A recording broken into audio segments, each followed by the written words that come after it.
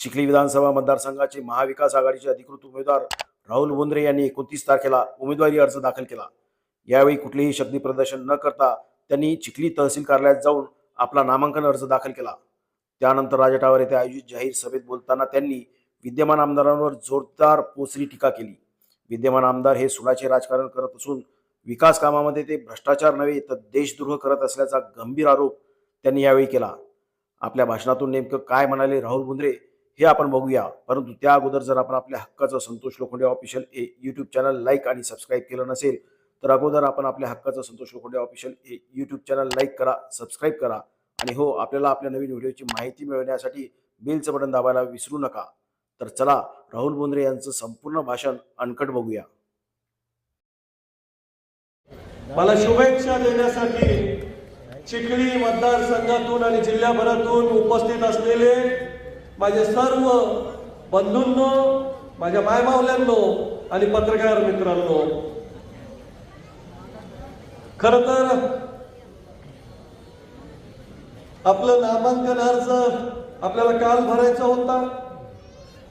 28 तारीख आपण ठरवली होती आणि 28 तारखेच्या दृष्टिकोनातून आपण नगर परिषदेमध्ये अर्ज केला, तहसीलमध्ये अर्ज केला परवानगीसाठी आणि आपण अर्ज केला आणि काही तासानंतर भाजपाच्या ज्या उमेदवार आहेत त्यांचा देखील अर्ज तिथे आला।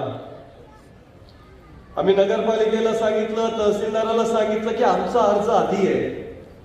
आपण या ठिकाणचा अर्ज दिला होता आणि त्यासोबतच जिल्हा बँकेच्या जवळ तिथे देखील अर्ज दिला होता, पण माझ्याजवळ नगरपालिकेच्या रजिस्टरचं झेरॉक्स म्हणजे त्याची आपण फोटो जो काढला तो आहे आणि या झेरॉक्स मध्ये स्पष्ट दिसतं की आपला अर्ज आधी होता आणि आपल्या नंतर खाली बीजेपीच्या उमेदवाराचा अर्ज आला। इथे खोडतोड केली आणि आपली वेळ 5:44 टाकली, म्हणजे कार्यालय संपल्याच्या नंतरची वेळ आपली टाकली। भाजपाची वेळ टाकली 12:30 वाजता, म्हणजे 5:30 वाजताचा अर्ज आधी आला आणि 12:30 वाजताचा दुपारचा अर्ज आपल्या आधी आला। अशा पद्धतीचं त्यांनी केलं आणि भाजपाला इथली परवानगी दिली। खरं तर मी त्यांना असं सांगितलं की चिखलीमध्ये 3 स्थळ आहेत, राजा टॉवर, जिल्हा बँक आणि मौनी महाराजांच्या संस्थांच्या समोर। म्हटलं 3 पैकी आम्हाला कोणती पण एक परवानगी द्या, आम्ही तिथं आमची सभा करू। पण त्यांनी 3ही ठिकाणची परवानगी नाकारली आणि मला कारण दिलं किंवा आम्हाला सांगितलं की 3ही स्थळ त्यांनी बुक करून टाकले। मी म्हटलं 3 स्थळावर सभा घेणार आहेत का? त्यांनी सांगितलं नाही, ते जिल्हा बँकेच्या पासून त्यांची रॅली निघणार आहे आणि इथे ती संपणार आहे, त्यामुळे 2ही स्थळ त्यांना द्यावे लागतील। मी म्हटलं मग मौनी महाराज संस्थांच्या समोरचं आम्हाला द्या, तर नाही म्हणजे तिथं त्यांच्या गाड्यांची पार्किंग होणार आहे।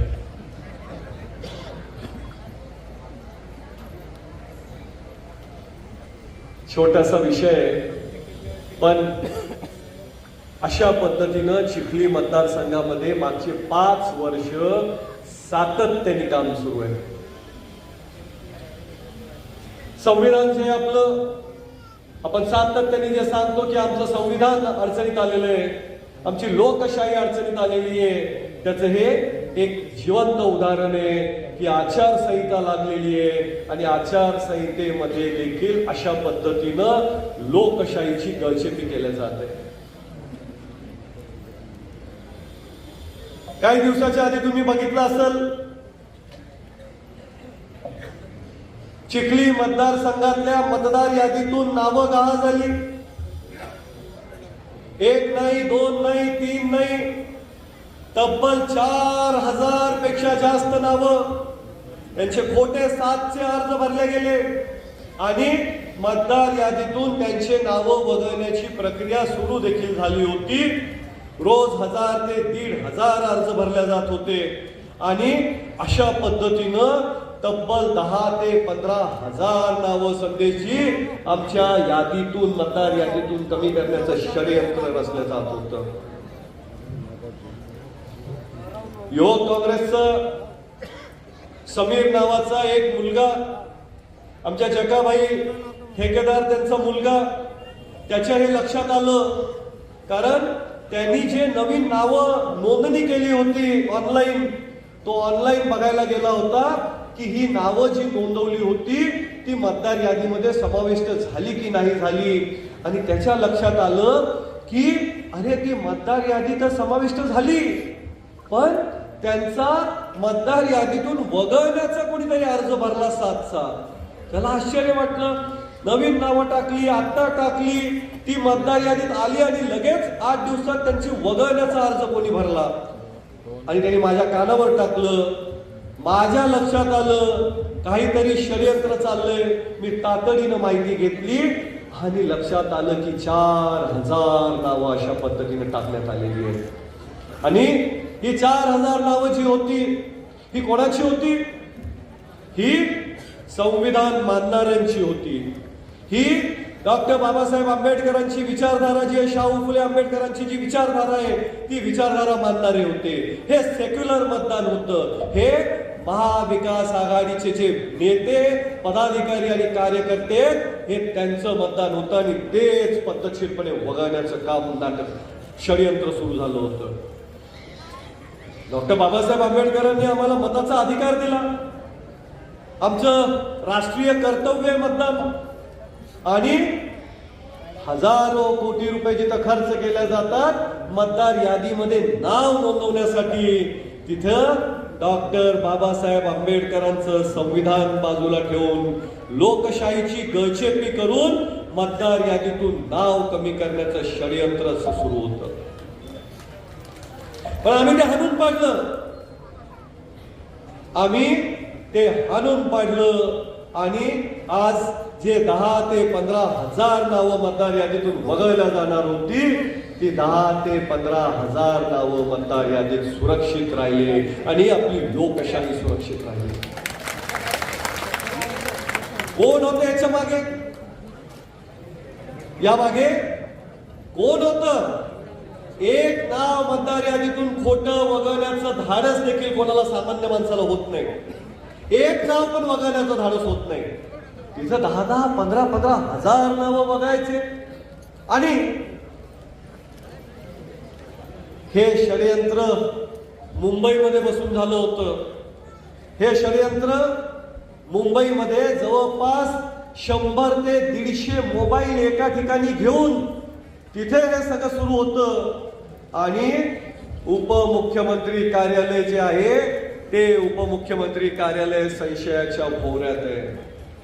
आम्ही सांगितलं याचा तातडीनं शोध लावा. 1 दिवसात शोध लागू शकतो. 1 दिवसात सायबरवाल्यांनी जर प्रयत्न केला तर 1 दिवसात शोध लागू शकतो की 10,000 नावं काढण्याचं षडयंत्र कोण रचत होतं, कोण संविधान विरोधी वागण्याचा प्रयत्न करत होतं, हा देशद्रोह आहे आणि हा देशद्रोह कोण करत होतं. 1 दिवसात शोध लागू शकतो. पण पोलिसांनी ते शोधलं नाही. कारण गृहमंत्री देवेंद्र फडणवीस साहेब आहेत आणि त्यांचा कार्यालयाचा अभय, त्यांचं संरक्षण या देशद्रोह्यांना आहे. काल ते चिखलीमध्ये येऊन गेले.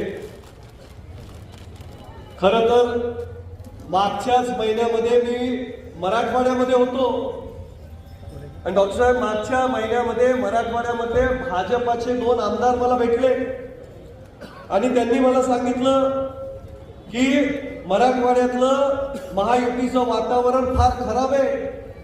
निवडून येऊ की नाही आम्हाला माहित नाही, पण आम्ही आता ठरवलंय काही करायचं, निवडणूक लढायची.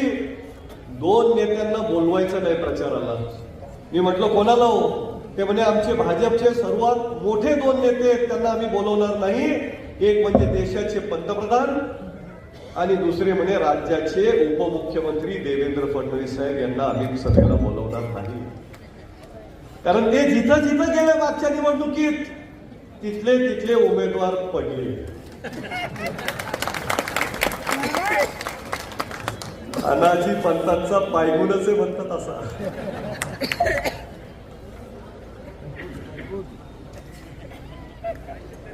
तर आता काल निवडणुकीच्या नामांकन अर्ज भरायलाच त्यांचा पायगुण चांगला नाही, तेच आले होते. आणि जेव्हा आता निकाल काय लागणार आहे तुम्ही आम्ही निश्चित जाणू शकतो काय होणार. अशा पद्धतीनं या चिखली मतदारसंघामध्ये मागच्या 5 वर्षामध्ये सातत्याने अनेक गोष्टी घडत गेल्या.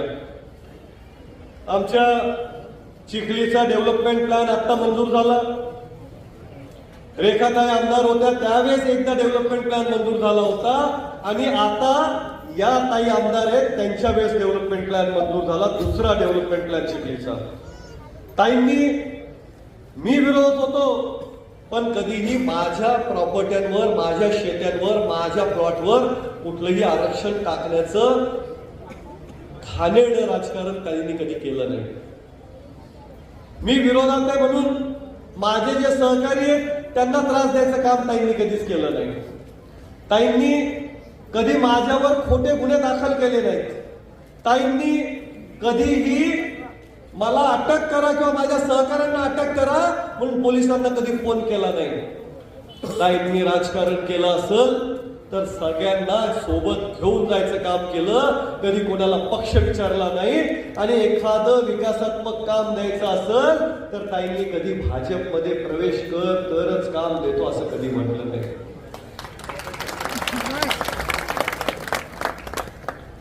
पण इथं मात्र या ताई आताच्या नरुमौनी सांगितलं की त्या ताई नाही, ताई साहेब आहेत. या ताई साहेबांनी माझ्या तर सगळ्या प्रॉपर्टीवर आरक्षण टाकलं, 1 इंच पण शेती ठेवली नाही. मी सध्या भूमिहीन आहे. बाई तुमच्या पुढच्या कार्यक्रमाला मला बोलवा भूमिहीनचा मोर्चामध्ये. आता माझ्याकडे जमीन राहिली नाही, 1 इंच पण जमीन नाही आता माझ्याकडे. सगळी मला आरक्षण आलेलं आहे. आणि माझ्या तर ठीक आहे, पण माझ्या सगळ्या सहकाऱ्यांच्या पण जमिनीवर टाकून दिलं आरक्षण. अथरुद्दीन काझी यांच्या जमिनीवर कत्तलखान्याचं आरक्षण टाकलं. दीपक खरात नगरसेवक त्यांच्या जमिनीवर आरक्षण टाकलं. आणि सचिन दादा शिंदे त्यांच्या देखील जमिनीवर त्यांनी आरक्षण टाकलं. आणि अशा पद्धतीनं सगळे विरोधक जे त्यांना त्रास द्यायची भूमिका घेतली. आमचं तर जाऊ द्या, पण त्यांच्या पक्षामध्ये जे काम करतात, RSS ची संस्था आहे आमच्या इथं आदर्श, त्यांच्या पण जमिनीवर आरक्षण टाकलं. त्यांच्या सोबत आमचे रामदास भाऊ देवडे आहेत, ताकदीनं त्यांच्या सोबत ते प्रामाणिकपणे निष्ठेने त्यांचं काम करतात. त्यांच्याही जमिनीवर आरक्षण टाकलं आणि त्यांना निरोप पाठवले की या निवडणुकीत माझं काम ताकदीनं करा, मला निवडून आणा, तरच तुमच्या जमिनीवरचे आरक्षण आम्ही काढू. म्हणजे विरोधक तर जाऊ द्या, पण त्यांच्या सोबत जे त्यांच्यावर पण त्यांचा विश्वास नाही आणि त्यांना देखील त्रास द्यायची भूमिका इथं चालू आहे. आणि अशा पद्धतीनं घाणेरडं काम इथं सुरू असताना रेणुका देवी चिखलीचं आराध्य दैवत आहे. त्या आराध्य दैवत चिखलीची रेणुका माता त्यांच्या संस्थांवर ट्रस्टी व्हायचं म्हणून त्यांना निरोप पाठवला आणि ते घेत नाही म्हणून त्यांच्या रेणुका देवीच्या संस्थांच्या जमिनीवर देखील आरक्षण टाकण्याचं पाप यांनी केलंय.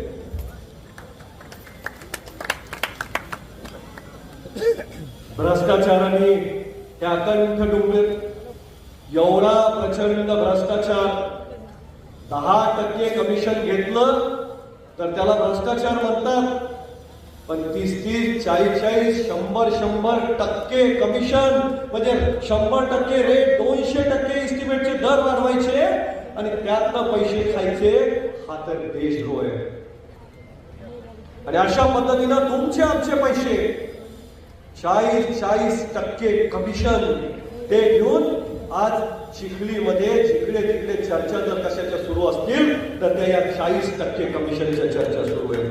आणि कोणाला सोडलं नाही? स्वामी विवेकानंद यांनी सोडलं नाही, छत्रपती शिवाजी महाराज जिजाऊ साहेबांना सोडलं नाही. तिथं देखील भ्रष्टाचार आणि तिथलं देखील कमिशन यांनी खाल्लं. अशा पद्धतीनं कमिशन प्रत्येक ठिकाणावर खाण्याचं काम सुरू आहे. भावांनो, आज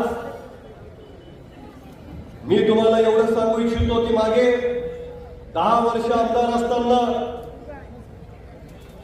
मी कधी कोणाला पक्ष विचारला नाही, जात विचारली नाही, धर्म विचारला नाही. मी मागच्या निवडणुकीत माझं काम तुम्ही केलं का हे देखील विचारलं नाही. जो माझ्याकडे आला त्याचं काम आपण केलं पाहिजे, ते व्रत आपण घेतलंय, समाजकारणाचं व्रत आपण घेतलंय, समाजसेवेचं व्रत आपण घेतलंय. आणि त्यामुळं कर्मयोगी तात्यासाहेबांनी जी शिकवण मला दिली त्यानुसार मी सातत्याने काम करत आलोय. मी अशाच पद्धतीनं पुढे देखील काम करत राहील. मी आपल्याला एवढं सांगू इच्छितो की ही जी चिखली आहे या चिखलीच्या विकासाचं स्वप्न आपण बघितलंय. आपण शाश्वत विकास आधीच्या काळात लोकसभातून केला आणि आज देखील संविधानाची लढाई लढत असताना चिखलीचा विकास, तो शाश्वत विकास, तो सातत्याने आपण करत राहू. मी काँग्रेस पक्षाच्या वतीनं आपल्याला, महाविकास आघाडीच्या वतीनं आपल्याला सांगतो की माझ्या लाडक्या बहिणी ज्या आहेत, तुमच्यासाठी महाविकास आघाडी पुन्हा सत्तेवर येणार आणि 1,500 नाही 2,000 रुपये प्रति महिना आमच्या लाडक्या बहिणीसाठी आम्ही देणार. यांनी तर निवडणुकीच्या वेळेस केलं, निवडणुकीच्या वेळेस केलं आणि बंद पण केलं. पण राहुल गांधीजींनी तर सांगितलंय की केंद्रामध्ये जर आमचं काँग्रेसचं सरकार आलं तर आमच्या लाडक्या बहिणींना महालक्ष्मी योजना 1,00,000 रुपये प्रति वर्षाला देणार. 1,00,000 रुपये. आमचे नोकरी करणारे जे बांधव आहेत, जुनी पेन्शन त्यांची, ओपीएस, आमचं महाविकास आघाडीचं सरकार राज्यावर आलं, सत्तेवर आलं तर पहिल्या कॅबिनेटमध्ये ओपीएस लागू केल्या जाणार. हे देखील आज मी तुम्हाला इथं सांगतो. महाविकास आघाडीच्या वतीने तो शब्द आम्ही तुम्हाला देतोय. चिखलीमध्ये आमचे जे युवक आहेत त्यांच्या प्रशिक्षणासाठी, पोलीस भरती आणि सैन्य भरतीसाठी इथे एक प्रचंड मोठं प्रशिक्षण केंद्र आपण लवकरच सुरू करणार आहोत. आणि गरुडजेब शिक्षण प्रकल्प या जिल्हा परिषद, नगरपालिकांच्या शाळांमध्ये गोरगरीब शेतकऱ्यांची, कष्टकऱ्यांची मुलं शिकतात. ते गरुडजेब शिक्षण प्रकल्प आपण सुरू केला होता, यांनी तो आल्यावर बंद करून टाकला. यांनी गरुडजेब शिक्षण प्रकल्प बंद केला, यांनी शाळा बंद केल्या, जिल्हा परिषदेच्या शाळा बंद करण्याचं काम देखील यांनी सुरू केलं.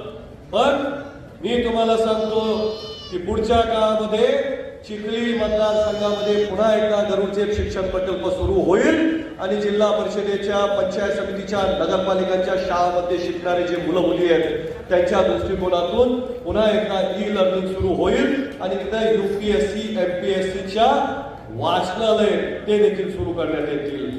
भावांनो,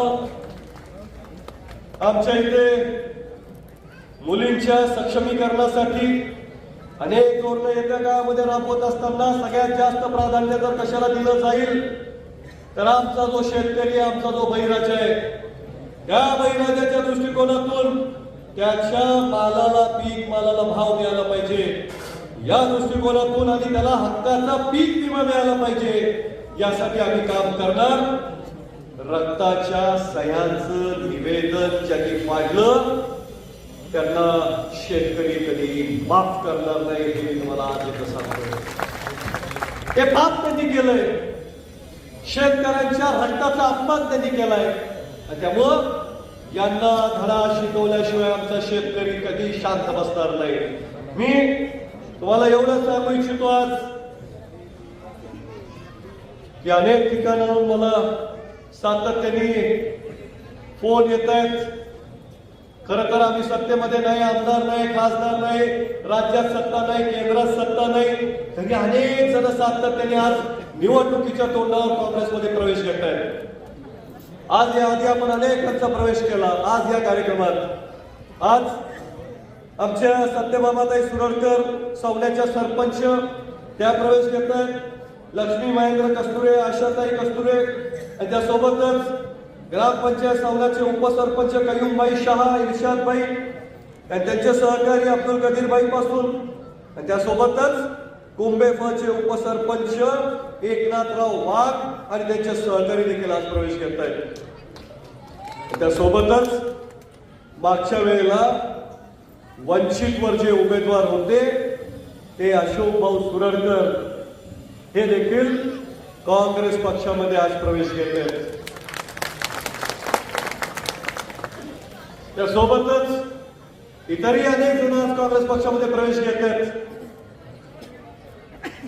मी बघतोय जसजशी निवडणूक जवळ येत चालली आहे तसतसं गावागावातून मला समर्थन देणारे, महाविकास आघाडीला समर्थन देणारे अनेक जण समोर येत आहेत.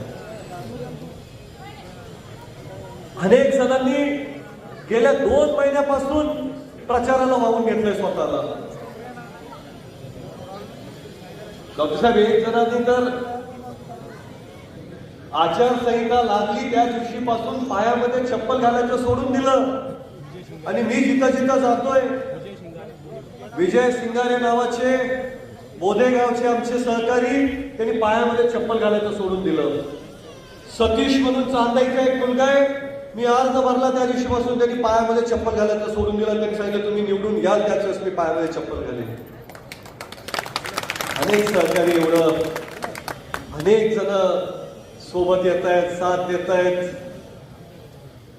तर मला वाटतं की या 5 वर्षामध्ये अनेक जण लाख लाख, 10-10 लाख नव्हे कोटी कोटीचे ठेके तुम्हाला देऊ म्हणून सांगितलं असताना त्यांनी पक्ष सोडला नाही. पक्षासोबत प्रामाणिकपणे राहिले, माझ्यासोबत प्रामाणिकपणे राहिले, मला साथ देत राहिले. आजही अनेकांना सांगितलं जातंय की तुम्ही उमेदवारी अर्ज दाखल करा, आम्ही तुम्हाला पाहिजे तेवढे पैसे देऊ, पण उमेदवारी अर्ज ते दाखल करत नाही, ते माझ्यासोबत राहिले. असे अनेक जण आहेत.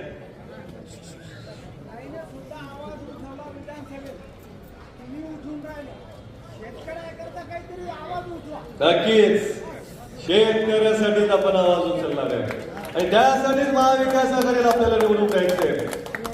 तुम्ही सातत्याने मला साथ दिली आहे. आज जे काही मी आहे ते केवळ तुमच्या सगळ्यांमुळे आहे आणि म्हणून मी सगळ्यांना हात जोडून नम्र प्रार्थना करतो की तुमच्या शुभेच्छा, तुमचे आशीर्वाद माझ्यासोबत राहू द्या.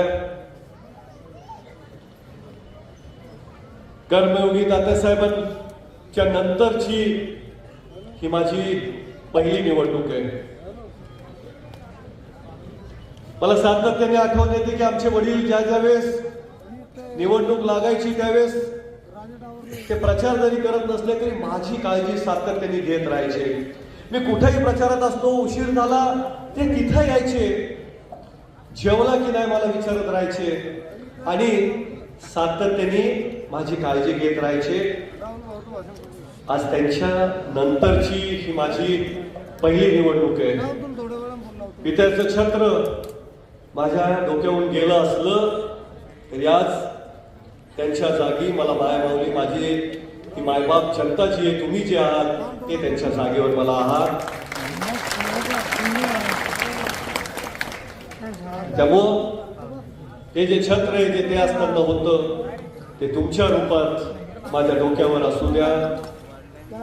तुमच्यापासून प्रेरणा घेत, तुमच्यापासून शक्ती घेत, तुमच्यापासून ऊर्जा घेत या चिखली विधानसभा मतदारसंघामध्ये चांगलं काम, प्रामाणिकपणे काम, सगळ्यांना घेऊन चालण्याचं काम, सुडानी अहंकाराने ग्रासलेलं जो राजकारण आहे ते बाजूला ठेवून मी सातत्याने काम करत राहील. हा शब्द या निमित्ताने आपल्या सगळ्यांना देतो. तुमच्या शुभेच्छा, तुमचे आशीर्वाद माझ्यासोबत राहू द्या ही विनंती करतो. थांबतो. धन्यवाद. कर्मयोगी